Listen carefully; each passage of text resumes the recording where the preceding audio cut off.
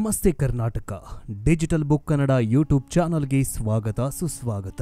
ಕಲಿಯುಗ ಅಂತ್ಯಕ್ಕೂ ಮುನ್ನ ವಿಶ್ವ ಹಿಂದೂ ರಾಷ್ಟ್ರವಾಗತ್ತೆ. ಜನರು ಹುಳುಗಳಂತೆ ಸಾಯ್ತಾರೆ, ಭ್ರಷ್ಟಾಚಾರ ಅನಾಚಾರ ತಾಂಡವವಾಡತ್ತೆ ಅಂತ ಅದೆಷ್ಟೋ ಮಹಾನ್ ಪುರುಷರು ಕಾಲಜ್ಞಾನ ನುಡಿದಿದ್ದಾರೆ. ಆದರೆ ಒಡಿಶಾದ ಅದೊಬ್ಬ ಕಾಲಜ್ಞಾನಿ 2024ಕ್ಕೆ ಇಡೀ ವಿಶ್ವ ಹಿಂದೂ ವಿಶ್ವವಾಗತ್ತೆ ಅಂತ ಹೇಳಿದ್ದಾರೆ. ತ್ರೇತಾಯುಗದ ಶ್ರೀರಾಮ ಮತ್ತೆ ಹುಟ್ಟಿ ಬರ್ತಾನೆ ಅಂತ ಬರೆದಿದ್ದಾರೆ. ಅಷ್ಟೇ ಅಲ್ಲದೆ ಕಲಿಯುಗದ ಅಂತ್ಯ ಎಕ್ಸಾಕ್ಟ್ ಆಗಿ ಯಾವಾಗ ಆಗತ್ತೆ ಅಂದರೆ ಪುರಿ ಜಗನ್ನಾಥ ದೇವಾಲಯದಿಂದಲೇ ಕಲಿಯುಗ ಅಂತ್ಯವಾಗತ್ತೆ ಅಂತ ಹೇಳಲಾಗಿದೆ. ಅಲ್ಲದೆ ಮುಂದಿನ ವರ್ಷದಿಂದ ಪ್ರಕೃತಿಯಲ್ಲೂ ಉಲ್ಟಾಪಲ್ಟಾ ಆಗಲಿದೆ. 2025ಕ್ಕೆ ಎಲ್ಲ ಸ್ಯಾಟಲೈಟ್ಗಳು ಬಂದಾಗಿ ಭೂಮಿಗೆ ಬಂದಪ್ಪ ಮೊಬೈಲ್, ಇಂಟರ್ನೆಟ್, ವಿದ್ಯುತ್ ಎಲ್ಲವೂ ಸ್ಥಗಿತಗೊಳ್ಳಲಿದೆ. ಕಲಿಯುಗ ಅಂತ್ಯಕ್ಕೂ ಮುನ್ನ ಮಾನವ ಮತ್ತೆ ಹಳೆಯ ಕಾಲದ ದಿನಗಳನ್ನು ಅನುಭವಿಸ್ತಾನೆ ಅಂತ ಪಂಚಸಖ ಮತ್ತು ಭವಿಷ್ಯ ಮಾಲಿಕಾ ಗ್ರಂಥದಲ್ಲಿ ಬರೆದಿಡಲಾಗಿದೆ. ಹಾಗಾದರೆ ಪುರಿ ಜಗನ್ನಾಥ ದೇವಾಲಯಕ್ಕೂ ಕಲಿಯುಗ ಅಂತ್ಯಕ್ಕೂ ಎಲ್ಲಿಂದೆಲ್ಲಿ ಸಂಬಂಧ? 2025ರಿಂದ ಮೊಬೈಲ್, ಇಂಟರ್ನೆಟ್ ಬಂದಾಗತ್ತಾ?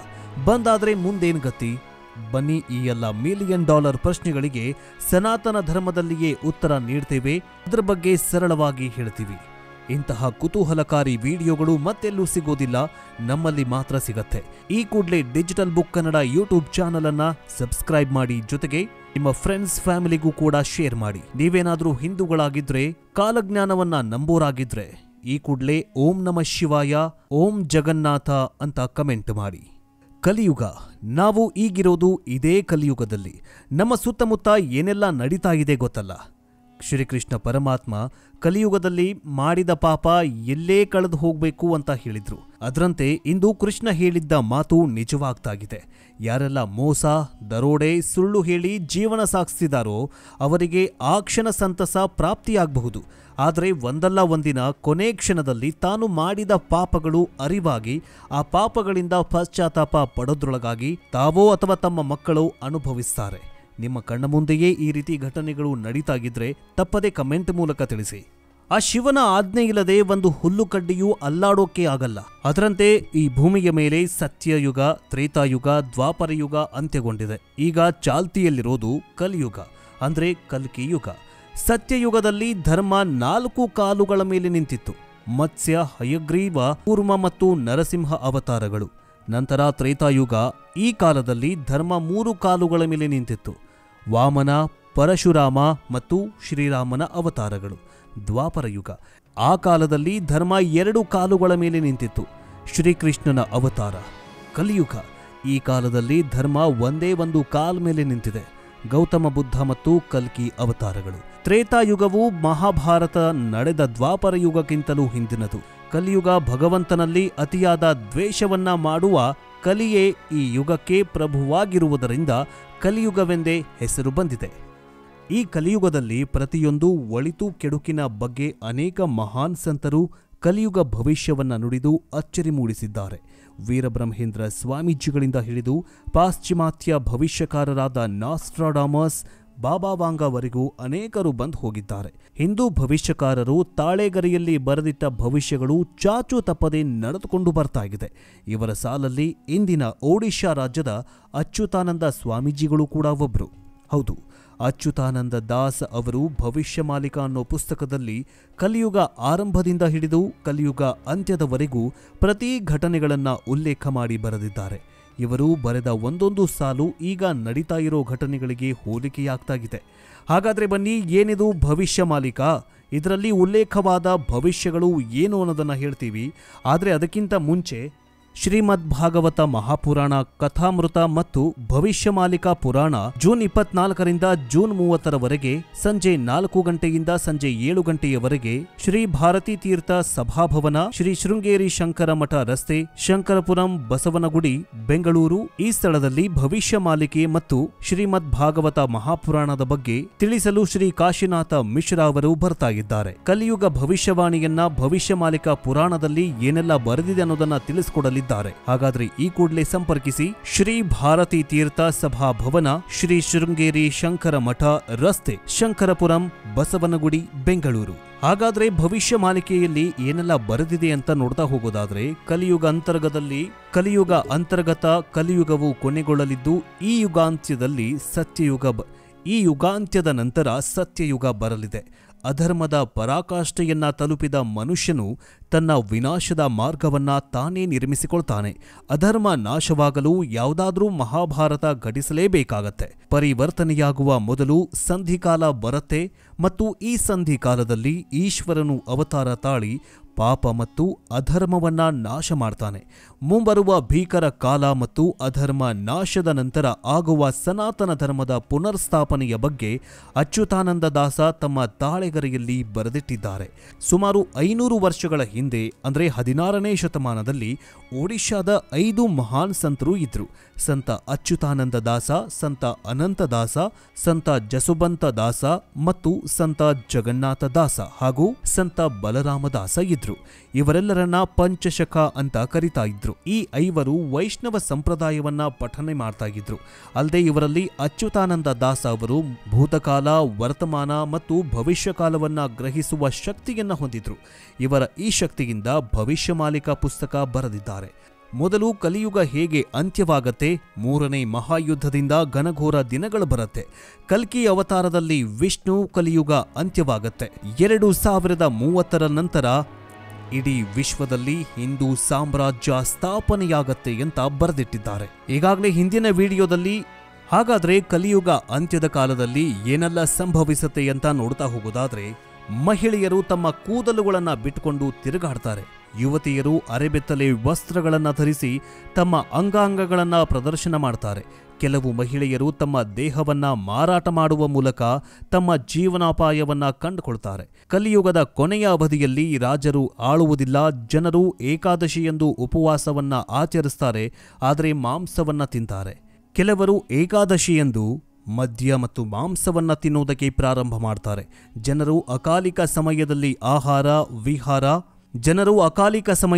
ಆಹಾರ ವಿಹಾರ ಮತ್ತು ನಿದ್ರೆ ಮಾಡ್ತಾರೆ. ಅಕಾಲದಲ್ಲಿ ಅಥವಾ ಹಗಲು ಹೊತ್ತಿನಲ್ಲಿ ಪತಿ ಪತ್ನಿಯರ ಸಂಭೋಗದಿಂದ ಮಕ್ಕಳು ಗರ್ಭದಲ್ಲಿಯೇ ನಾಶವಾಗ್ತಾರೆ. ಸಮಾಜದಲ್ಲಿ ಕೆಲವು ಅವಿವಾಹಿತರು ರಹಸ್ಯವಾಗಿ ಗರ್ಭಪಾತವನ್ನ ಮಾಡ್ತಾರೆ. ಸಮಾಜದ ಕೆಲವು ಪುರುಷರು ಅಪರಿಚಿತ ಮಹಿಳೆಯನ್ನ ಅಪಹರಿಸಿ ಅವರೊಂದಿಗೆ ಮೋಜು ಮಸ್ತಿ ಮಾಡ್ತಾರೆ.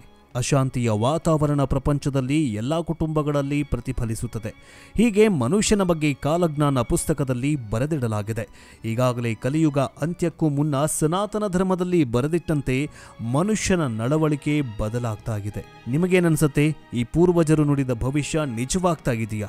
ಕಮೆಂಟ್ ಮೂಲಕ ತಿಳಿಸಿ. ಇನ್ನು ಕಲಿಯುಗ ಬರೀ ಮಾನವನ ಮೇಲೆ ಮಾತ್ರ ಪರಿಣಾಮ ಬೀರಲ್ಲ, ತಾನು ಪಾಪದಿಂದ ಸೃಷ್ಟಿಸಿರೋ ಕೊಳಕು ಸಾಮ್ರಾಜ್ಯದ ಅಂತ್ಯವಾಗತ್ತೆ ಅಂತ ಸನಾತನ ಧರ್ಮದ ಪಂಡಿತರು ಹೇಳಿದ್ದಾರೆ. ಹಾಗಾದ್ರೆ ಕಲಿಯುಗ ಅಂತ್ಯಕ್ಕೂ ಮುನ್ನ ಪ್ರಕೃತಿಯಲ್ಲಿ ಏನೆಲ್ಲ ಬದಲಾವಣೆಗಳಾಗತ್ತೆ ಅನ್ನೋದನ್ನ ಹೇಳ್ತೀವಿ ನೋಡಿ. ಪ್ರಕೃತಿ ಮತ್ತು ಪಂಚಭೂತಗಳಲ್ಲಿ ಕಂಡುಬರುವ ಪರಿವರ್ತನೆಗಳು ಯಾವುವು ಅನ್ನೋದನ್ನ ಹೇಳೋದಕ್ಕಿಂತ ಮುಂಚೆ ಶ್ರೀಮದ್ಭಾಗವತ ಮಹಾಪುರಾಣ ಕಥಾಮೃತ ಮತ್ತು ಭವಿಷ್ಯಮಾಲಿಕಾ ಪುರಾಣವನ್ನ ಬೆಂಗಳೂರಿನ ಜನರಿಗೂ ತಿಳಿಸಲು ಜೂನ್ 24ರಿಂದ ಜೂನ್ 30ರವರೆಗೆ ಸಂಜೆ 4 ಗಂಟೆಯಿಂದ ಸಂಜೆ 7 ಗಂಟೆಯವರೆಗೆ ಪಂಡಿತ ಶ್ರೀ ಕಾಶಿನಾಥ ಮಿಶ್ರಾ ಅವರು ಬರುತ್ತಿದ್ದಾರೆ. ಸ್ಥಳ ಶ್ರೀ ಭಾರತೀ ತೀರ್ಥ ಸಭಾಭವನ, ಶ್ರೀ ಶೃಂಗೇರಿ ಶಂಕರಮಠ ರಸ್ತೆ, ಶಂಕರಪುರಂ, ಬಸವನಗುಡಿ, ಬೆಂಗಳೂರು. ಶ್ರೀ ಮಹಾನ್ ಭಾಗವತ ಕಾರ್ಯಕ್ರಮಕ್ಕೆ ಕೊಡುಗೆ ನೀಡಲು ಇಚ್ಛಿಸುವರಾದರೆ 7975671551 ಅಥವಾ 9448667707 ಈ ನಂಬರ್ಗೆ ಸಂಪರ್ಕಿಸಿ. ಇನ್ನು ಇದೇ ಭವಿಷ್ಯಮಾಲಿಕಾ ಪುರಾಣದಲ್ಲಿ ಬರೆದಂತೆ ಈ ಕಲಿಯುಗದಲ್ಲಿ ನಡೀತಾಗಿದೆ. ಮಧ್ಯರಾತ್ರಿಯಲ್ಲಿ ಕೋಗಿಲೆ ಹಾಡುತ್ತದೆ. ಮಾವಿನ ಮರದಲ್ಲಿ ಅಕಾಲಿಕವಾಗಿ ಹಣ್ಣುಗಳು ಮತ್ತು ಹೂಗಳು ಬರಲು ಪ್ರಾರಂಭವಾಗತ್ತೆ. ಬೇವಿನ ಮರದಲ್ಲಿ ಅಕಾಲಿಕವಾಗಿ ಹೂಗಳು ಮತ್ತು ಹಣ್ಣುಗಳು ಬೆಳೆಯೋದಕ್ಕೆ ಪ್ರಾರಂಭವಾಗುತ್ತೆ. ವಿವಿಧ ಮರಗಳಲ್ಲಿ ವಿವಿಧ ಹಣ್ಣುಗಳು ಮತ್ತು ಹೂಗಳು ಪೂರ್ವ ನಿಯೋಜಿತವಾಗಿ ಯಾವುದಿರಬೇಕೋ ಅದಲ್ಲದೆ ಬೇರೆ ಹೂ ಹಣ್ಣುಗಳು ಬೆಳೆಯುತ್ತವೆ. ತುಳಸಿ ಗಿಡದಲ್ಲಿ ದಾಸವಾಳ ಬೆಳೆಯುತ್ತೆ ಅಥವಾ ಒಂದೇ ಸಸ್ಯದ ಬೇರಿನಲ್ಲಿ ಆಲೂಗಡ್ಡೆ ಮತ್ತು ಕಾಂಡದಲ್ಲಿ ಟೊಮ್ಯಾಟೊ ಹಣ್ಣುಗಳು ಬರೋದಕ್ಕೆ ಪ್ರಾರಂಭವಾಗುತ್ತೆ. ಬಿದಿರು ಮರದಲ್ಲಿ ಭತ್ತ ಬೆಳೆಯುತ್ತದೆ. ಹೊಲಗಳಲ್ಲಿಯೇ ಧಾನ್ಯಗಳಲ್ಲಿ ಹುಳುಗಳು ಆಗತ್ತೆ. ಕೆಲವು ಕಡೆ ಹೆಚ್ಚು ಮಳೆ, ಅಕಾಲಿಕ ಮಳೆ ಆಗತ್ತೆ. ಇನ್ನೂ ಕೆಲವು ಕಡೆ ಕಡಿಮೆ ಮಳೆಯಾಗೋದ್ರಿಂದ ಬೆಳೆಗಳು ಕೂಡ ಕಡಿಮೆಯಾಗತ್ತೆ. ಅನೇಕ ಸ್ಥಳಗಳಲ್ಲಿ ಕ್ಷಾಮ ಉಂಟಾಗತ್ತೆ. ಮಿಂಚಿನಿಂದಾಗಿ ಮನುಷ್ಯರು ಮತ್ತು ಪ್ರಾಣಿಗಳು ಸಾಯುತ್ತವೆ. ಗೋವುಗಳು ಕೂಡ ಅಕಾಲಿಕವಾಗಿ ಸಾಯುತ್ತವೆ. ಅಜ್ಞಾತ ರೋಗಗಳು ಮನುಷ್ಯರನ್ನ ಮತ್ತು ಪ್ರಾಣಿಗಳಲ್ಲಿ ಕಂಡುಬರಲು ಪ್ರಾರಂಭವಾಗುತ್ತೆ. ಭೂಮಿಯ ಮೇಲೆ 64 ವಿವಿಧ ಸಾಂಕ್ರಾಮಿಕ ರೋಗಗಳು ಹರಡುತ್ತವೆ. ಋತುಗಳು ಅಕಾಲಿಕವಾಗಿ ಬದಲಾಗುತ್ತವೆ ಮತ್ತು 6 ಋತುಗಳನ್ನ ಕೇವಲ 13 ದಿನಗಳಲ್ಲಿ ನೋಡಬಹುದಾಗಿದೆ. ನದಿಯಲ್ಲಿ ಅಕಾಲಿಕ ಪ್ರವಾಹ ಉಂಟಾಗತ್ತೆ. ಸೂರ್ಯನ ಕಿರಣಗಳು 10 ಪಟ್ಟು ಹೆಚ್ಚು ತೀವ್ರವಾಗತ್ತೆ. ಮಧ್ಯಾಹ್ನ ಮಂಜು ಬರುತ್ತೆ. ಚಂಡಮಾರುತಗಳು ಮತ್ತೆ ಮತ್ತೆ ಬರುತ್ತವೆ ಮತ್ತು ಚಂಡಮಾರುತದ ಕಾರಣ ಸಮುದ್ರವು ಕರಾವಳಿಯ ಗಡಿಯನ್ನ ಉಲ್ಲಂಘನೆ ಮಾಡುತ್ತೆ. ಮರುಭೂಮಿಯಲ್ಲಿ ಪ್ರವಾಹ ಉಂಟಾಗತ್ತೆ. ಭಾರೀ ಮಳೆಯಿಂದಾಗಿ ಪರ್ವತ ಪ್ರದೇಶಗಳು ಪ್ರವಾಹಕ್ಕೆ ಕೊಚ್ಚಿಕೊಂಡು ಹೋಗುತ್ತವೆ ಮತ್ತು ಮನುಷ್ಯರ ಮತ್ತು ಪ್ರಾಣಿಗಳ ಸಾವಿಗೆ ಕಾರಣವಾಗುತ್ತೆ. ಜಲಚರಗಳು ಮತ್ತು ಸಮುದ್ರ ಜೀವಿಗಳು ಸಹ ಬಹಳಷ್ಟು ಸಾಯುತ್ತವೆ. ಕಾಡಿನಲ್ಲಿ ವಾಸಿಸುವ ಅನೇಕ ಪ್ರಾಣಿಗಳು ಹಳ್ಳಿ ಕಡೆಗೆ ಮತ್ತು ನಗರಗಳಿಗೆ ಬರುವ ಮೂಲಕ ಮನುಷ್ಯರಿಗೆ ಹಾನಿ ಮಾಡುತ್ತವೆ. ಸೂರ್ಯನ ತೀವ್ರ ಶಾಖದಿಂದಾಗಿ ಉತ್ತರ ಮತ್ತು ದಕ್ಷಿಣ ಮೇರು ಪರ್ವತದ ಮಂಜುಗಡ್ಡೆ ಕರಗೋದಕ್ಕೆ ಪ್ರಾರಂಭವಾಗುತ್ತೆ. ದೊಡ್ಡ ಕಾಡುಗಳಲ್ಲಿ ಕಾಡ್ಗಿಚ್ಚಿನಿಂದಾಗಿ ಕೋಟಿಗಟ್ಟಲೆ ಕಾಡು ಪ್ರಾಣಿಗಳು ಸಾಯುತ್ತವೆ. ಪ್ರತಿ ತಿಂಗಳು ಪ್ರತಿದಿನ ಭೂಮಿಯ ಮೂಲೆ ಮೂಲೆಯಲ್ಲಿ ಭೂಕಂಪಗಳು ಬರೋದಕ್ಕೆ ಶುರುವಾಗುತ್ತೆ. ನರಿಗಳು ಹಗಲಿನಲ್ಲಿ ಕೂಗುತ್ತವೆ. ಕೋಳಿ ಕಿರೀಟದ ಬಣ್ಣವು ಕೆಂಪು ಬಣ್ಣದಿಂದ ಬಿಳಿ ಬಣ್ಣಕ್ಕೆ ಬದಲಾಗತ್ತೆ. ವೈಶಾಖ ಮಾಸದಲ್ಲಿಯೂ ಕಮಲ ಅರಳತ್ತೆ. ಎಲ್ಲಾ 4 ದಿಕ್ಕುಗಳಲ್ಲಿ ಹೊಗೆ ಕಾಣಿಸಿಕೊಳ್ಳಲು ಪ್ರಾರಂಭವಾಗುತ್ತೆ. ಭೂಮಿಯ ಸಮತಟ್ಟಾದ ಮತ್ತು ಗುಡ್ಡಗಾಡು ಪ್ರದೇಶಗಳಲ್ಲಿ ಮೋಡಗಳು ಸಿಡಿಯುತ್ತವೆ ಮತ್ತು ಮಳೆಯಾಗೋದಕ್ಕೆ ಶುರುವಾಗುತ್ತೆ. ಪ್ರತಿ ತಿಂಗಳು ಬಿರುಗಾಳಿಗಳು, ಸೈಕ್ಲೋನ್ ಬಿರುಗಾಳಿಗಳು, ಧೂಳಿನ ಬಿರುಗಾಳಿ ಇತ್ಯಾದಿ ಭೂಮಿಯ ಕೆಲವು ಸ್ಥಳಗಳಲ್ಲಿ ಕಂಡುಬರುತ್ತವೆ ಮತ್ತು ಜ್ವಾಲಾಮುಖಿ ಸ್ಫೋಟವಾಗತ್ತೆ ಅಂತ ಭವಿಷ್ಯವಾಣಿಯಲ್ಲಿ ಬರೆಯಲಾಗಿದೆ. ಹೀಗೆ ಕಲಿಯುಗದ ಅಂತ್ಯದ ಪ್ರತಿಯೊಂದು ಘಟನೆಯನ್ನ ಭವಿಷ್ಯಮಾಲಿಕ ಪುರಾಣದಲ್ಲಿ ಬರೆದಿಟ್ಟಿದ್ದಾರೆ ಅಚ್ಯುತಾನಂದ ಸ್ವಾಮೀಜಿಗಳು. ಇನ್ನು ಮುಂದಿನ ವಿಡಿಯೋದಲ್ಲಿ ಇದೇ ಭವಿಷ್ಯಮಾಲಿಕೆಯಲ್ಲಿ ಆಧ್ಯಾತ್ಮಿಕ ಬಗ್ಗೆಯೂ ಕೂಡ ಬರೆದಿಟ್ಟಿದ್ದಾರೆ. ಅಂದ್ರೆ ಹಿಂದೂ ಧರ್ಮದಲ್ಲಿ ಏನೆಲ್ಲ ಬದಲಾವಣೆಗಳಾಗತ್ತೆ, ಹಿಂದೂಗಳು ಹೇಗೆ ಬದಲಾಗ್ತಾರೆ, ಅವರ ಮೇಲೆ ಹೇಗೆ ದೌರ್ಜನ್ಯ ಆಗತ್ತೆ, ಅವೆಲ್ಲ ದೌರ್ಜನ್ಯವನ್ನ ಸಹಿಸಿಕೊಂಡ ನಂತರ ಭಾರತ ಒಂದಲ್ಲ ಒಂದು ದಿನ ಇಡೀ ವಿಶ್ವದಲ್ಲಿ ಹಿಂದೂ ಧರ್ಮ ಸ್ಥಾಪನೆಯಾಗತ್ತೆ ಅಂತ ಬರೆದಿಟ್ಟಿದ್ದಾರೆ. ಹಾಗಾದ್ರೆ ಹಿಂದೂ ಧರ್ಮ ಸ್ಥಾಪನೆಯ ಬಗ್ಗೆ ಮುಂದಿನ ವಿಡಿಯೋದಲ್ಲಿ ಹೇಳ್ತೀವಿ. ವಿಡಿಯೋ ಬಗ್ಗೆ ಏನನ್ಸತ್ತೆ ಕಮೆಂಟ್ ಮೂಲಕ ತಿಳಿಸಿ. ಮುಂದಿನ ವಿಡಿಯೋದಲ್ಲಿ ಸಿಗೋಣ. ಜೈ ಹಿಂದ್, ಜೈ ಕರ್ನಾಟಕ. ಎಲ್ಲರಿಗೂ ಶರಣು ಶರಣಾರ್ಥಿ. ಓಂ ನಮಃ ಶಿವಾಯ.